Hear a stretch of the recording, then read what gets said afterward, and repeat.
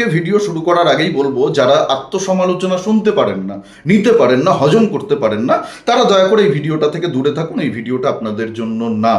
এবার আসি মূল বিষয়, যে বিষয়টা নিয়ে আজকে আলোচনা করব, কথা বলবো, সেটা হচ্ছে আপনারা জানেন গতকাল রাতে 11টা সাড়ে 11টার দিকে ভারতবর্ষের প্রধানমন্ত্রী মাননীয় নরেন্দ্র মোদীজি ভিডিও করে ছাত্রদের উদ্দেশ্যে বার্তা দিয়েছেন, যারা যারা নিট প্রশ্ন ফাঁসের সঙ্গে জড়িত, যারা এই অপরাধ করেছে তাদের কাউকে ছাড় দেওয়া হবে না, তাদের কঠিন শাস্তির ব্যবস্থা সরকার করবে। সরকার এই বিষয়টাকে মোটেও হালকাভাবে নিচ্ছে না, গুরুত্ব সহকারে দেখছে। সরকারের ওপরে যাতে দেশের ছাত্র যুবরা আস্থা রাখে। অন্যদিকে দেখলাম জেপি নাড্ডা, কেন্দ্রীয় মন্ত্রী, বিজেপির প্রাক্তন সর্বভারতীয় সভাপতি, তিনি হসপিটালে ছুটে গিয়ে সোনাম ওয়াংচুককে স্যুপ খাইয়ে সোনাম ওয়াংচুকের সঙ্গে আলোচনা করে তার অনশন ভেঙে দিলেন। এখন আমার প্রশ্ন হচ্ছে, সরকার যেটা করেছে, মোদিজি গতকালকে যেটা বলেছেন ঠিক বলেছেন, জেপি নাড্ডা যেটা করেছেন সেটা একেবারে সঠিক কাজ করেছেন। কিন্তু আমার প্রশ্ন হচ্ছে, একটু মন দিয়ে শুনবেন, একটু মাথা দিয়ে ভাববেন, মস্তিষ্কর ব্যবহার করবেন। সরকার যেটা করলো সেটা তো আগেই করতে পারতো। মোদিজি আগেই এইভাবে ভিডিও করে বা মিডিয়ার সামনে এসে এই বিষয়টা নিয়ে কথা বলতে পারতেন। সরকার ছাত্রদের সঙ্গে আলোচনা করতে পারতো। প্রশ্ন ফাঁস তো হয়েছে, এটা অস্বীকার করার কোনো জায়গা নেই, এবং তার জন্য বহু ছাত্রছাত্রীরা নিজেদের জীবন শেষ করে দিয়েছে। শিক্ষামন্ত্রী আগেই সেই সমস্ত ছাত্রদের পরিবারের সঙ্গে দেখা করতে পারতেন, তাদেরকে সান্ত্বনা দিতে পারতেন। আজকে যে ব্যবস্থা সরকার গ্রহণ করার কথা বলছে, সরকার তো সেই ব্যবস্থা নিয়েছে।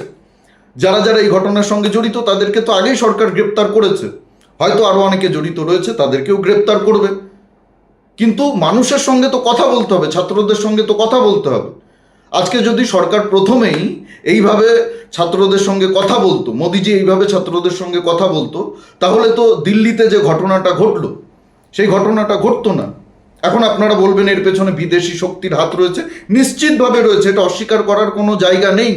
এই ধরনের ছাত্র আন্দোলন সব সময় তাদের কাছে হাতে চাপ পাওয়ার মতো বিষয়। এরকম ইস্যুর জন্য তারা অপেক্ষা করে থাকে, চাতক পাখি যেরকম বৃষ্টির জলের অপেক্ষা করে, সেরকম এই ধরনের বিদেশি শক্তি যেগুলো রয়েছে, যারা ভারতকে ভাগ করতে চায়, টুকরো টুকরো করতে চায়, দেশের ভেতরে অস্থিরতা তৈরি করতে চায়, তাদের কাছে তো এটা গোল্ডেন অপরচুনিটি ছিল। কিন্তু আমার প্রশ্ন হচ্ছে, সরকার তাদেরকে সেই সুযোগটা নিতে দিল কেন? কেন দিল্লির ঘটনাটা ঘটলো? কেন পুলিশকে পাথর ছোড়া হলো? কেন পুলিশের গাড়ি সম্পত্তি ভাঙচুর করা হলো? কেন আজকে এত সেলিব্রিটিরা এই ছাত্র আন্দোলনকে সমর্থন করছে? সবাইকে তো আপনি দেশবিরোধী বলতে পারেন না, সবাইকে তো আপনি গালাগালি দিতে পারেন না। যারাই ছাত্র আন্দোলনকে সমর্থন করবে, আর ছাত্রদের দাবি তো ন্যায়সঙ্গত, প্রশ্ন ফাঁস তো হয়েছে, ছাত্ররা তো নিজেদের শেষ করে দিয়েছে এই প্রশ্ন ফাঁসের জন্য। অনেক মা বাবা তাদের সন্তানদেরকে হারিয়েছে, এটা অস্বীকার করার কোনো জায়গা নেই। মোদিজি নিজে বলছেন এই ঘটনা ঘটেছে। তো সরকারকে তো কথা বলতে হতো, মানুষের সঙ্গে কথা বলতে হবে, ছাত্রদের সঙ্গে কথা বলতে হবে। সরকার যদি মুখ বন্ধ রাখে তাহলে তো সমস্যা বড় হবেই। আজকে সেই তো আপনি গিয়ে সোনাম ওয়াংচুকের অনশন ভাঙলেন। যেই সোনাম ওয়াংচুককে এতদিন দেশ বিরোধী বলা হয়েছে, চীনের দালাল বলা হয়েছে, তার সাথে গিয়ে সরকার পক্ষ কথা বলছে, আলোচনা করছে, আলোচনার মাধ্যমে এই বিষয়টা মেটানোর চেষ্টা করছে। সেও অনশন ভেঙে দিয়েছে, জেপি নাড্ডা নিজে হাতে স্যুপ খাইয়ে তার অনশন ভেঙে দিয়েছে। এখন কি বলবেন?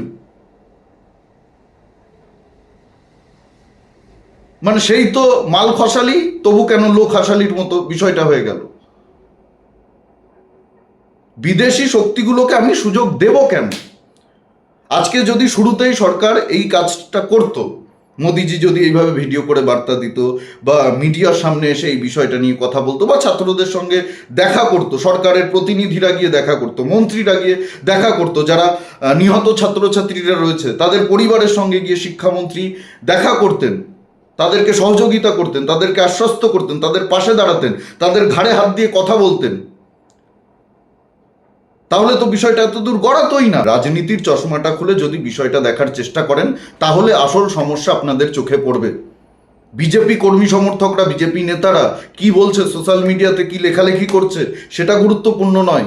সাধারণ মানুষ কিভাবে দেখছে বিষয়টাকে, সাধারণ মানুষের ওপরে কি প্রভাব পড়ছে, যুব সমাজ কিভাবে দেখছে, কেন আজকে এত এত কন্টেন্ট ক্রিয়েটররা, এত এত ইনফ্লুয়েন্সাররা, এত এত সেলিব্রিটিরা, জিৎ, অরিজিৎ সিং, এরাও আজকে ছাত্রদের আন্দোলনকে সমর্থন করছে। কেন করছে?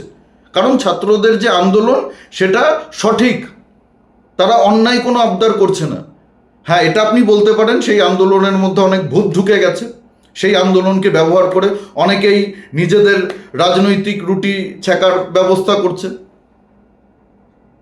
অনেকে পেছন থেকে এটাকে ব্যবহার করে, ছাত্রদেরকে ব্যবহার করে, যেরকম বাংলাদেশ নেপালে হয়েছিল সেরকম ঘটানোর চেষ্টা করছে। এটা সত্য, এটাও অস্বীকার করছি না, কিন্তু আজকে এতদূর পর্যন্ত কেন পরিস্থিতি তৈরি হলো?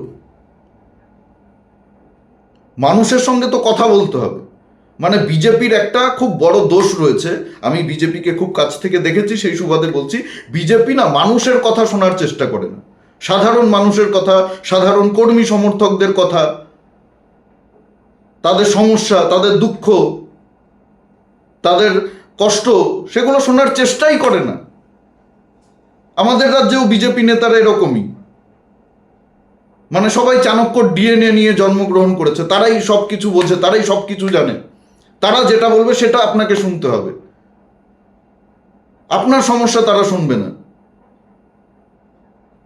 মানে এরকম মানসিকতা বিজেপি নেতাদের। ছাত্ররা তো আন্দোলন করছে, করুক, আমরা যা ব্যবস্থা নেওয়ার আমরা তো গ্রেপ্তার করিয়েছি, কেন কথা বলতে যাব, কেন মাথা নত করব? আরে আলোচনা করেই তো সব সমস্যা সমাধান হয়। আজকে আপনারা সোনাম ওয়াংচুকের সঙ্গে আলোচনা করলেন, তাকে স্যুপ খাওয়ালেন, তিনি অনশন ভেঙে দিলেন, এটা তো আগেই করতে পারতেন। এই ওভার কনফিডেন্সের জন্যই বিজেপি 2024-এ ধাক্কা খেয়েছিল, 400 পার করতে গিয়ে 240-এ আটকে গেছিল। আরে 400 না পার করতে পারলেও তো 300 পার করতে পারতই, নিজের ক্ষমতায় বিজেপি সরকার গঠন করতে পারতো। আজকে চন্দ্রবাবু নাইডু, নীতিশ কুমারের ঘাড়ে ভর করে সরকারটা চালাতে হতো না, তারপরেও বিজেপি শিক্ষা নিচ্ছে না। আসলে এত বছর ধরে ক্ষমতায় থাকলে একটা রাজনৈতিক দলের নেতারা না, এটা মানুষের চরিত্র, এটা হিউম্যান নেচার, এটা হিউম্যান নেচার। যখন এত বছর ধরে কেউ ক্ষমতায় থাকে না, তারা মনে করে যে আমরাই সর্বে সর্বা, মানুষ তো আমাদেরকে ভোট দিচ্ছে, মানুষ তো আমাদের পাশে রয়েছে, আমরা যেটা বলবো মানুষ সেটাই শুনবে, আমরা মানুষের কথা শুনবো না। ওই দিল্লিতে যারা আন্দোলন করছিল তারা কি সবাই পাকিস্তান থেকে এসছিল? তারা কি সবাই চীন থেকে এসছিল, বাংলাদেশ থেকে এসছিল, শ্রীলঙ্কা থেকে এসছিল? আরে এই দেশেরই তো ছাত্রছাত্রী।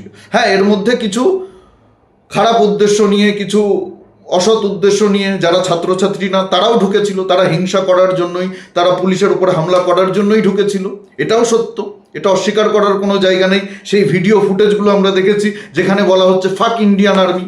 ছাত্র আন্দোলনের সঙ্গে ভারতীয় সেনার কি সম্পর্ক? এরা তো ছাত্র না, কিন্তু তারা সুযোগ নিয়েছে, সুযোগ নেওয়ার সুযোগ পেয়েছে, তাদের কাছে এটা অপরচুনিটি ছিল, তারা নিয়েছে, সরকার তাদেরকে সুযোগ করে দিয়েছে। আজকে আন্তর্জাতিক মিডিয়া, ইন্টারন্যাশনাল মিডিয়া এটা নিয়ে হেডলাইন করছে, এটা নিয়ে খবর করছে, তারা তাদের ন্যারেটিভ ছড়াচ্ছে। এত দূর জলটা গড়াতো না। আমি হাত জোর করে এই সরকারকে অনুরোধ করব, আমরাই তো এই সরকারটাকে ভোট দিয়ে ক্ষমতায় এনেছি, আমরা চাই এই সরকারটা আরো থাকুক 50 বছর, আরো 100 বছর থাকুক, কিন্তু আত্ম অহংকারে ভুগবেন না, এত ওভার কনফিডেন্ট হবেন না যে আমরাই সর্বে সর্বা, আমরা ভগবান। আর এটা আপনারাও ভাববেন না। মানুষ মাত্রই ভুল হয়, মানুষই ভুল করে, সরকারের ভুল হবে, সেই ভুল নিয়ে সমালোচনা হবে, সেই ভুল সংশোধন হবে। একটা রাজনৈতিক দলকে মানুষ চালাচ্ছে, ভগবান চালাচ্ছে না, ঈশ্বর চালাচ্ছে না। একমাত্র ঈশ্বর পারফেক্ট, মানুষ কখনো নির্ভুল হয় না, মানুষ কখনো নিখুঁত হয় না, মানুষ ভুল করে, এটাই মানুষের নেচার, এটাই মানুষের স্বভাব। শুধুমাত্র ঈশ্বর সর্বশক্তিমান, তিনিই পারফেক্ট, তিনি কোনো ভুল করেন না। আমরা মানুষরা ভুল করি, তাই ভুলটাকে ভুল বলতে শিখুন, সরকারের চোখে আঙুল দিয়ে প্রশ্ন করুন, সরকারকে ভুলটা শোধরানোর সুযোগ করে দিন। আপনাদের মতো এই তেল মারা লোকেদের মানে জন্যই আজকে সরকার সত্যটা শুনতে পায় না, সত্য সরকারের কান পর্যন্ত পৌঁছায় না। কিছু লোক রয়েছে যারা তেল দিয়ে বেড়ায় চিরকাল, যে মোদিজি ঠিকই করছে, অমিত শাহ ঠিকই করছে, এদের থেকে বড় কেউ হতেই পারে না, এরা যা করে তাই ঠিক করে, এদের সব সিদ্ধান্তই ঠিক, এর পেছনে নিশ্চয়ই কোনো বড় কারণ আছে। এই মানসিকতার মানুষগুলো খুব ভয়ঙ্কর, যে কোনো রাজনৈতিক দলের জন্য খুব ভয়ঙ্কর, সমাজের জন্য খুব ভয়ঙ্কর। আপনার বিবেক বুদ্ধি দিয়ে আপনি ভাবুন না, আপনার যেটা ঠিক মনে হচ্ছে আপনি ঠিক বলবেন, যেটা ভুল মনে হচ্ছে সেটা ভুল বলবেন। সরকার বিচার বিশ্লেষণ করবে কোনটা ঠিক কোনটা ভুল।